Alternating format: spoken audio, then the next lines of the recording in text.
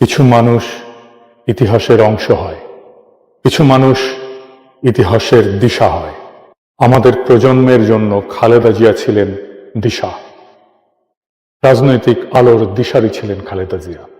তার কণ্ঠেই উচ্চারিত হতো বাংলাদেশের মানুষের আকাঙ্ক্ষার সবচেয়ে সরল অথচ সবচেয়ে শক্তিশালী বয়ান।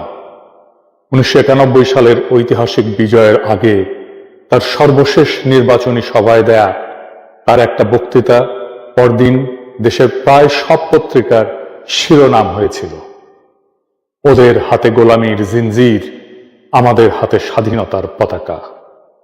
বাংলাদেশের কোনো রাজনৈতিক নেতা কখনো দেশের সম্মিলিত ভয় এবং স্বপ্নকে এত গভীরভাবে এত সহজে ভাষা দিতে পারেনি।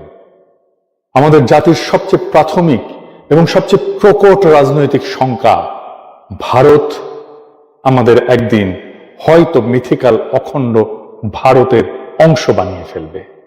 হয়তো তা হবে আক্ষরিক অর্থে অথবা রেটরিক্সে। শেখ হাসিনার শাসন আমলে আমরা এই আশঙ্কারই এক ড্রেস রিহার্সেল প্রত্যক্ষ করেছি।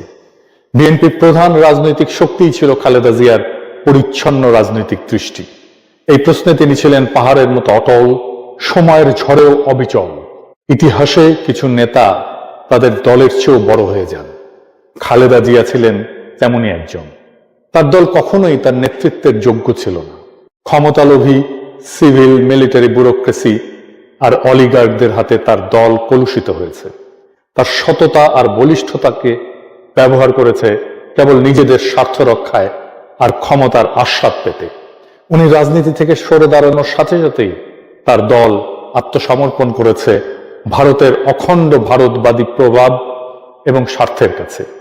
একসময় যার নাম শুনেই ভারত অস্বস্তিতে ভুগত, আজ তার পুত্রকেই দেশে ফিরতে দেখে তারাই আনন্দিত হয়, তার উপরেই ভরসা রাখে। তবু খালেদা জিয়া থাকবেন আমাদের রাজনৈতিক আকাশের ধ্রুবতারা হয়ে। আমরা আবারও তাকাবো তার দিকেই রাজনৈতিক পথ নির্দেশ পেতে। রাজনৈতিক দিক চেতনা হারালে আমরা আবারও স্মরণ করব এই মহাপ্রাণ, এই মহীয়সী নেতৃত্বের অটলতাকে।